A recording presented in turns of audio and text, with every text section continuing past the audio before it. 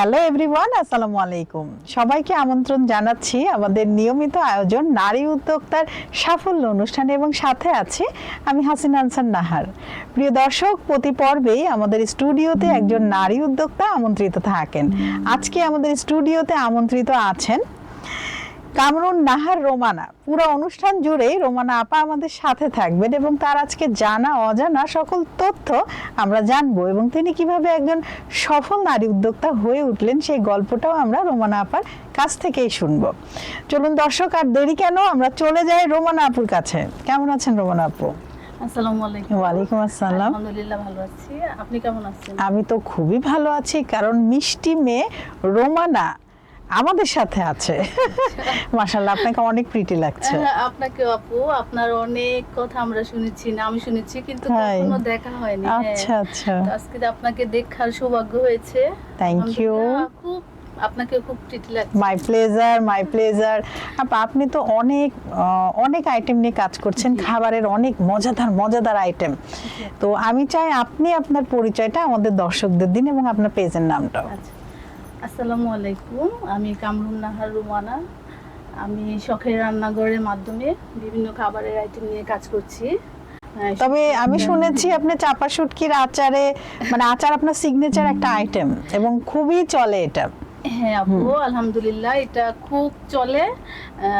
আমার প্রায় প্রতি মাসে আমার 1-2 কেজি চাপা শুটকি, মানে আমার রেগুলার যারা কাস্টমার আছে তাদেরকে আমি দিচ্ছি। মানে আমার প্রচারণা কম থাকলেও আমি চাপার আচারটা আমার মানে ওনাদের লাগেই, যে আপু মেসেজ দিয়ে বলে যে আপু লাগবে, পাঠিয়ে দেন, এরকম। সবাই আপনার আচারের, চাপা শুটকির আচারের ভক্ত হয়ে গিয়েছে। দর্শক, আপনারাও যদি ভক্ত হতে চান সেক্ষেত্রে আমাদের আপুর কাছে, রোমানা আপুর কাছে অর্ডার করতে পারেন। আপুর পেজের নাম শখের রান্নাঘর এবং শখের রান্নাঘর 24 ঘন্টা খোলা। আপনি মেসেজ দিবেন, আপু ফ্রি থাকলে আপুর মডারেটর আছে এবং আরো সাপোর্টিভ অনেকে আছে, তারা যোগাযোগ করবে আপনার সাথে। ইনবক্স করতে পারেন, সেখানে মোবাইল নাম্বার দেয়া আছে, হোয়াটসঅ্যাপ নাম্বার দেয়া আছে, সেখানে কল করতে পারেন অথবা মেসেজও দিতে পারেন। আপুর ডেলিভারি ম্যান আছে, যথাসময়ে আপনার বাসার সামনে চলে আসবে মজাদার মজাদার সব ভর্তা এবং বিভিন্ন রকম ইয়ামি ইয়ামি ফুড।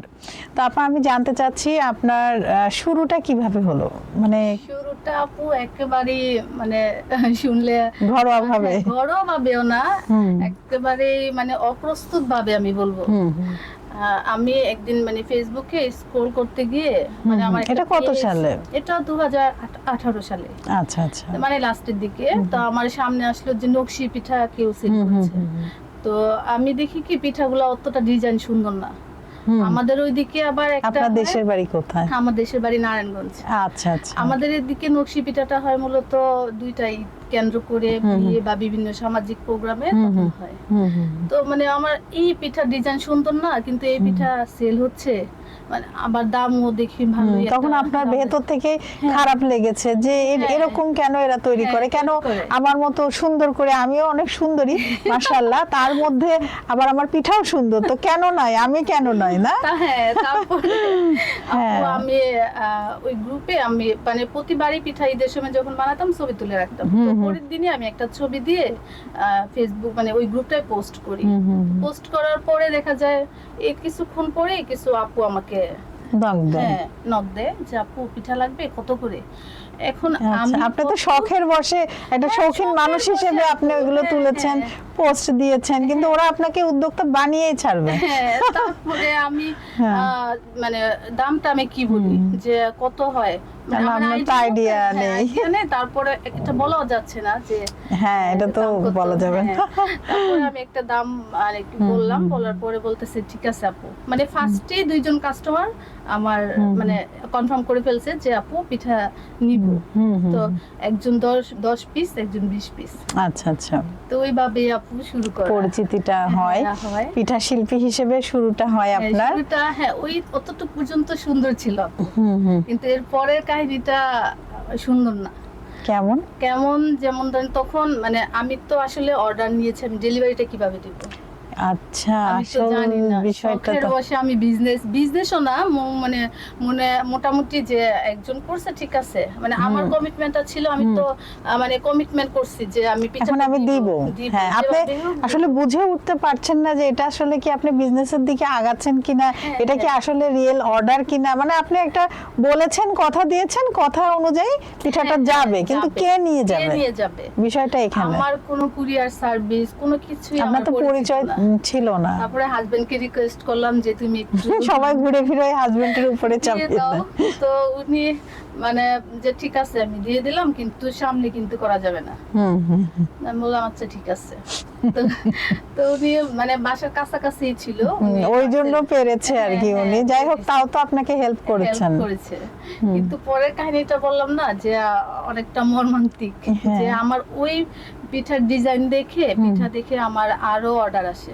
তা আমিও অর্ডার নিই, মোটামুটি 100 পিঠার অর্ডার আচ্ছা, সব এখন মিলে। তো এটা এখন কয় দিনের মধ্যে দিতে এটা হয়েছে আপনার? মানে ওই 100 পিঠার অর্ডার যেটা সেটা আমার 15 দিনের মধ্যে। 15 দিন। হ্যাঁ, আচ্ছা 15 আচ্ছা। দিনের মধ্যে।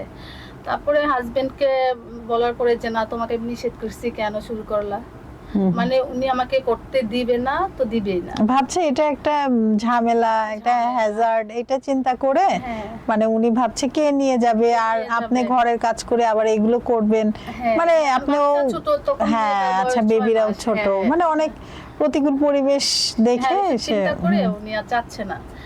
তারপরে আমার ওই 100 পিঠা কিন্তু আমি ডেলিভারি দিতে পারি নাই। আমার ও, ডাইনিং এর আচ্ছা। টেবিলের উপর মানে থেকে পিঠাগুলো নষ্ট হয়েছে বলতে তখন মানে ওহো, তুমি এটা এটা তো করতে পারবা না। তো আমিও জিদ করে যে পিঠা গুড়ের শিরায় দেই নেই, আমিও মানে বাসায় খাবো এরকম মানে করিনি।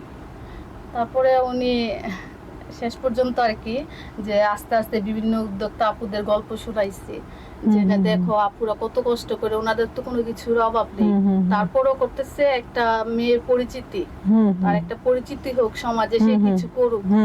তো আস্তে আস্তে উনি এটা দেখে যে ঠিক আছে, মানে অনেকটা সময় লাগছে। তারপরে উনি যখন, কিন্তু আপনি হাল ছাড়েননি। আমি হাল ছাড়িনি।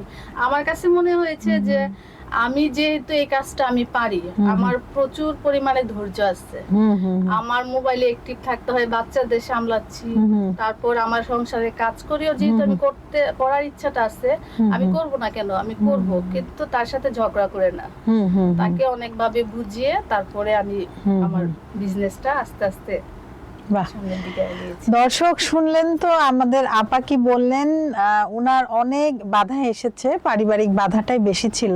প্রিয় দর্শক, আপনারা শুনলেনই প্রিয় কামরুন নাহার রোমানা আপার কথাগুলি। উনি কিন্তু মানে অনেক চ্যালেঞ্জের মুখোমুখি হয়েছে। প্রথম চ্যালেঞ্জ ছিল ওনার হাজবেন্ড ওনাকে করতে দিবে না, কারণ ভাবছে উনি এটা হ্যাজার্ড, এবং আপা পিঠা তৈরি করলেন কিন্তু সেটা ডেলিভারি দিতে পারলেন না, এবং পুরা পিঠাটাও উনি তৈরি করলেন না কারণ সেটা ডেলিভারি দেয়া যাবে না। এভাবেই কথা হয়েছে ওনার পারিবারিকভাবে, কিন্তু উনি হাল ছাড়েননি। উনি ওনার হাজবেন্ডকে এবং পরিবারকে বোঝানোর চেষ্টা করেছেন প্রতিনিয়ত যে না, সবাই করছে, কত কষ্ট করে করছে, আমিও করব, আমিও করতে চাই, আমি আমার নিজের একটা পরিচয় তৈরি করতে চাই, নিজের যে আইডেন্টিটি সেটা ক্রিয়েট করতে চাই। এবং এক অবস্থায় গিয়ে ওনার হাজবেন্ড কিন্তু জিনিসটা বুঝলো, মানে উনি যদি হালটা ছেড়ে দিত সেখানে, তাহলে আজ আর উনি এভাবে আমাদের সামনে এসে আর কথা বলতো না, হয়তো অন্য কোনো সেক্টরে থাকতো বা হাউসওয়াইফ হয়ে থাকতেন। কিন্তু উনি ওই দিন হাল ছাড়েনি বলে উনি বোঝাতে সক্ষম হয়েছে, এবং উনি ক্রমাগত করে গিয়েছেন ওনার কাজ, যে আজ তাই উনি একজন সফল উদ্যোক্তা। তো বন্ধুরা, আমাদের লাইফে অনেক আপস অ্যান্ড ডাউন আসবে, অনেক কটু কথা, অনেক মন্তব্য আসবে, নেগেটিভ পজিটিভ, আমাদের এই সব কিছু নিয়েই কিন্তু চলতে হবে। অনেক সময় সাপোর্ট পাবো, অনেক সময় পাবো না। হ্যাঁ, সব কিছু আমাদেরকে পজিটিভলি নিতে হবে, এবং যা হবে ভাববেন এটাই ঠিক। সো আমরা সেটাকে পজিটিভ এনার্জি হিসেবে নিয়ে আরো 10 ধাপ উদ্যম গতিতে যেমন আপা গিয়েছেন সেভাবে আমরা চলে যাব। উনি কিন্তু মন খারাপ করে ঘরে বসে নেই, উনি ওইটাকে ভাবছে না এটাকে আমি হাতে আনবো, এবং উনি পেরেছেন। মানুষ পারে না এমন কোনো কাজ নেই, আপনি পারেন, আমি কেন পারবো না, এই মনোভাবও থাকতে হবে। মাঝে মাঝে একটু জিদ, ভালো জিদ কিন্তু ভালো, যেমন আপু যে জিতটা করেছেন এটা ভালো জিদ আমি বলবো, এবং সেটার ফলও কিন্তু পেয়েছেন। পেয়েছি আলহামদুলিল্লাহ। যেমন এই যে আজকে আমি এখানে এসেছি, সেটা কিন্তু আমার হাজবেন্ড নিয়ে আসছে। তাই হ্যাঁ, দেখেন কতটা পজিটিভ উনি এখন। কতক্ষণ মানে আরো আগে প্রোগ্রামটা শুরু হওয়ার কথা ছিল, উনি আমাকে যে কতক্ষণ লাগবে ঠিক আছে উনি নিচেই বসে আছে। ও এখনো বসে আছে, বাহ চমৎকার। তো আপনি কি কি ধরনের খাবারের দিকে বেশি মানে ফোকাস করছেন, যে কাস্টমারদের চাহিদা অনুযায়ী আপনি খাবার তৈরি করছেন, এগুলো আইটেমগুলোর নাম যদি বলতেন। হ্যাঁ, আইটেমগুলোর মধ্যে আমার মানে বর্তমানে যেসব খাবারগুলো আমার পেজ থেকে যাচ্ছে আপু, পিঠাটা তো সবসময় যাচ্ছে, তাছাড়া আমার কিছু আইটেম যেমন আচার আইটেম বলতে হলো মানে শুটকির আচার, বিভিন্ন রকমের শুটকির আচার। ও মানে এক রকম না শুধু চাপা শুটকি না, আপনি আরো অনেক। তো ওই শুটকিগুলো আসলে কি কি শুটকি? ওই শুটকিগুলো যেটা রেগুলার আইটেম, লুইট্রা শুটকির, নোনা শুটকির আচার, তারপর চিংড়ি শুটকির আচার। এগুলো কি টক মিষ্টি ঝাল না শুধু টক? ঝাল। ও এখানে মিষ্টি কোনো নেই। আচ্ছা, এটা একটু ভালো করেছেন, না হলে কিন্তু হজমের একটা ব্যাপার থাকে, একটা গ্যাসের ব্যাপার থাকে, গ্যাস্ট্রিকের প্রবলেম যাদের তাদের প্রবলেম হতে পারে। তো মেনু তৈরি করার সময় আসলে কোন বিষয়গুলো আপনি সবচেয়ে খেয়াল রাখেন? আমি সব সময় আমার একটা মেনু তৈরি করার সময় আমার ভালো সবকিছু আমাকে ভালো দিতে হবে, ভালো পণ্যটা দিয়ে আমি একটা মেনু তৈরি করব, যেন আমার কাস্টমার সন্তুষ্ট থাকে, কাস্টমারের ফিডব্যাক ভালো থাকে, সেই চিন্তা মাথা রেখে আমি আমার মেনু তৈরি করি। তো কাস্টমারের রিভিউ কেমন? কাস্টমারের রিভিউ আপু আলহামদুলিল্লাহ ভালো। আমার দেখা গেছে যে আমার প্রথম থেকে আমার মানে কাস্টমাররা আমি বলি আমার লক্ষ্মী, কারণ তাদের রিভিউ দেখে আমার অনেক কাস্টমার আসে। বা এক কাস্টমার ঠিক আছে এই তো জ্বর আসছে, ঠিক আছে ওই পেজে যা চাপা শুটকির আচারটা নিয়ে নে, এরকম যে মানে জ্বর আসুক মুখে অরুচি যে এই আপুর কাছে যা, একটু ঝাল ঝাল মজা লাগে কিন্তু হ্যাঁ এরকম মানে কাস্টমারের রিভিউ আলহামদুলিল্লাহ ভালো। আচ্ছা, তো আপনার যে বিজনেসটা করছেন এই অনলাইন না অফলাইন বেস বেশি, মানে বেশি অর্ডারটা আসলে অনলাইন না অফলাইনে আসছে? আমার দুটো সাইড থেকে আসে আপু। যেমন আমার একটা ক্যাটাগরি আছে অফলাইনের, ওনারা দেখা যায় মানে আমার বাবার বাড়ি এলাকার বিশেষ করে, যে আমি কখন যাব সেই সময়টায় হলো আগে অর্ডার করে রাখে যে যখন আসবা ডেলিভারি চার্জ লাগবে না, যখন আসবা এটা বানাই নিয়ে আসবা, বা আমি ওখানে গেলে ওটা আমি বানাই দিই। মানে অফলাইন ক্রেতাগুলো আমার এরকম। ঢাকায় আছে কিছু যে ওনারা অফলাইনেই পছন্দ করে আর কি, মানে পরিচিত ওইভাবেই নেয়। আর অনলাইন তো বিজনেসটা শুরুই অনলাইন দিয়ে, অনলাইনের। তো আপনার যে গ্রাহকগুলো নেয় তারা আসলে কোন ক্যাটাগরির, মানে কি চাকরিজীবী বেশি নিচ্ছে নাকি গৃহিণীরা নাকি স্টুডেন্টরা বেশি লাইক করে? আমার সব ক্যাটাগরির কাস্টমার আছে আপু আলহামদুলিল্লাহ। যেমন আমি স্টুডেন্টের কথাই বলি, যে কিছুদিন আগে ঢাকা মানে ভার্সিটির রোকেয়া হলের এক আপু, উনি আমার থেকে 3 বছর যাবত রেডি টু কুক ইট যে আচারগুলো আছে, গরুর মাংসের আচার, মুরগির মাংসের আচার, শুটকির আচার, যে এগুলো উনি নিয়ে রাখে। মানে স্টুডেন্ট বেস আমার একটা কাস্টমার আছে, কয়েকজন আছেন, যে ওনারা দেখা যায় চাইলেও বাসায় গিয়ে না তখন এটা দিয়ে খেয়ে নিল ভাতটা, এটা দিয়ে খেয়ে নিল। এটার মেয়াদকাল কতদিন? মেয়াদকাল আপু মানে শীতকালে হলো মানে 15 থেকে 20-25 দিনের মতো, কারণ 25 দিন তো আর বাড়তি কিছু অ্যাড করি না। মানে আপনি কোনো কেমিক্যাল বা কোনো রাসায়নিক কিছু তো ব্যবহার করছেন না? আচ্ছা, এটা শুধুমাত্র 15 থেকে 20 দিন, মানে এরকম আপনি বলেই দেন না নাকি লেখা থাকে আপনার প্রোডাক্টের উপর? 15 থেকে 20 দিন। আর তেলে ডুবানো যে আচারগুলো যেমন গরুর মাংসের, মুরগির মাংসের আচার, এগুলো মানে মোটামুটি দীর্ঘদিন থাকে, তেলের নিচে ডুবানো থাকে, সমস্যা হয় না। শুটকির যে আচারগুলো ওগুলো তো আপু মানে এর বেশি দিন থাকে না। যে কোনো একটা আচারের রেসিপি আমাদের দর্শকদের সাথে শেয়ার করুন। মানে শুটকির আচারটা শেয়ার, হ্যাঁ অবশ্যই শুটকির আচারটা অবশ্যই শেয়ার করব, যেহেতু আমার আপু সম্মানিত আপু বলেছেন অবশ্যই আমি শেয়ার করব।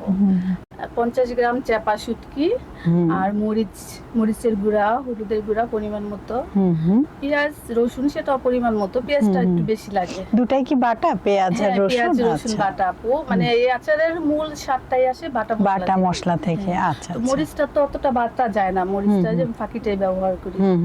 তো প্রথমে তেল দিয়ে আমি 2টা তেজপাতা দেই, তারপরে পেঁয়াজ বাটা, রসুন বাটা দিয়ে, তারপরে চাপা শুটকি তো বেটে নিই আমি। ও আচ্ছা, পুরাটাই বেটে নেন? হ্যাঁ, পুরাটাই বেটে নিই। এটা ক্লিন করে তারপরে কি টেলে নেন? না, টেলে নিই না আপু, ক্লিন করে শুটকিটা ভালো করে ক্লিন করে তারপরে বেটে তারপরে মশলার মধ্যে আমি দিয়ে দেব। আচ্ছা আচ্ছা, ভুনা করেন? হ্যাঁ, ভুনা করি।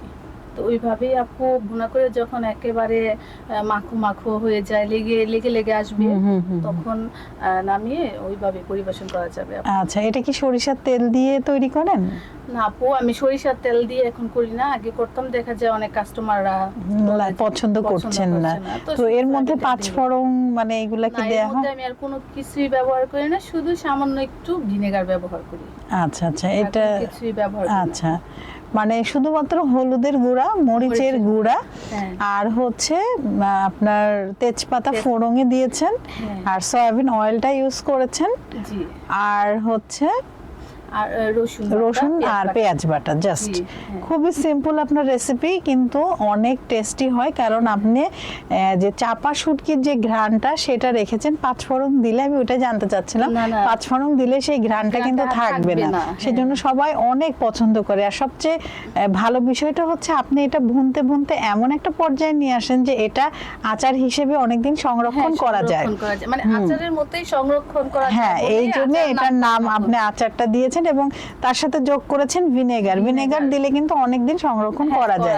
সো দর্শক, আপার আচারের রেসিপিতে আপনি পেয়ে গেলেন। আসলে আচার বলতে এখানে সংরক্ষণ করার বিষয়টা আসছে, এবং সরিষার তেল আপনারা চাইলেই কিন্তু সরিষার তেল ব্যবহার করতে পারেন নিজেদের খাওয়ার জন্য, কিন্তু যখন আপনি বিজনেস আকারে নেবেন, আপু বলছেন অনেকেই সরিষার তেলের ঘ্রাণটা পছন্দ করেন না, তো সেক্ষেত্রে আপনারা যখন অর্ডার করবেন আপুকে বলে দিবেন যারা সরিষার তেল দিয়ে অর্ডার করতে চান আপু এটা অ্যাড করে দেবে, আর যারা না চান তো আপু নিজের মতো করে তৈরি করে দেবে। তো আপু, আসলে আমরা কথা বলতে বলতে অনুষ্ঠানের একদম শেষ দিকে চলে এসেছি। আপনার কেমন লাগলো আমাদের এই অনুষ্ঠানে এসে? আমি মানে ফার্স্টে খুব নার্ভাস ছিলাম, এখন অনুষ্ঠানের লাস্ট পর্যায়ে মনে হচ্ছে আরেকটু গল্প করি। খুব ভালো লাগছে না? ভালো লাগছে আপু। হ্যাঁ, আসলে আপনার এই মানে কথা, আপনার জীবনের গল্প, ছোট ছোট আশাগুলো পূরণ হওয়া, এটা আমাদের নতুন উদ্যোক্তাদের জন্য অনেক অনুপ্রেরণা দেবে। অনেকেই যারা ভয় পাচ্ছিলেন যে আমরা এই সেক্টরে আসবো কি আসবো না, আজ যদি আমাদের এই অনুষ্ঠানটা তারা দেখেন তাহলে কিন্তু তারা একটা আলাদা শক্তি পাবেন। যেমন আপনি আপনার নিজের শক্তি ছিলেন, আজ আপনার এই গল্প শুনে অনেকেই আসবেন আমাদের এই সেক্টরে। তো আপনি অনেক ভালো থাকবেন, আবারও নতুন কোনো আয়োজনে আপনার সাথে আমাদের দেখা হবে। ইনশাআল্লাহ আপু, আপনি ভালো থাকবেন। আসসালামু আলাইকুম। ওয়ালাইকুম আসসালাম, এবং আপনাকেও ধন্যবাদ। দর্শক, এই ছিল আমাদের আজকের আয়োজন। আপনারা যারা আমাদের সাথে ছিলেন আপনাদের সবাইকে অসংখ্য ধন্যবাদ। আবারও নতুন কোনো অতিথিকে নিয়ে আপনাদের সবার মাঝে আমি হাসিনা আনসার নাহার উপস্থিত হব। ততক্ষণ পর্যন্ত আপনারা সবাই ভালো থাকুন, সুস্থ থাকুন এবং আমাদের সাথে থাকুন। আল্লাহ হাফেজ।